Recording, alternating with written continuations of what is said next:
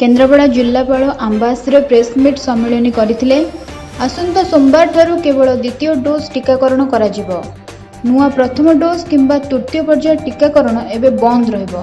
जिल्ला रे टीका जोगाण कम थिबारु राज्य सरकार द्वितीय डोज टीका नेबाकू अपेक्षा करिथिबा रोगी माननकू अधिक गुरुत्व दैछन्ती। कारण प्रथम डोज ठारू द्वितीय डोज टीका नेबार समय निर्घंट अनेकर गड़ी जाउथिबारु एही पदक्षेप निया जायछि बोली केन्द्रापड़ा जिलापाल अमृत ऋतुराज आज गणमाध्यम को सूचना दैछन्ती। परिस्थिति केमती अछि बबले पक्ष कर बर्तमान हम जेन देखियो कि टिके जो स्पाइक थला टिके कमी छै हमर 145 टी केस बाहर 20 टा अदर लैब रो तीनटा ब्लॉक हमर टिके कॉज ऑफ कंसर्न अछि हम जोटा लास्ट 2 वीक रो देखिछु राजनगर डेराबिस और केन्द्रापड़ा कारण 50% ऑफ द एक्टिव केसेस एई तीनटा ब्लॉक रो आछि। डेराबिस रे भी आगुने सोरिसिया जोटा सिटी हमें कंटेनमेंट जोन भी करछु सेठी भी पॉजिटिव केस रो आउ टिके डायरेक्ट कांटेक्ट रो भी कांटेक्ट ट्रेसिंग पॉजिटिव आछथि। तो एई तीनटा ब्लॉक प्रति हम टिके बेसी सतर्क रहबा पर हम टिके स्पेशल अटेंशन भी रहिछि।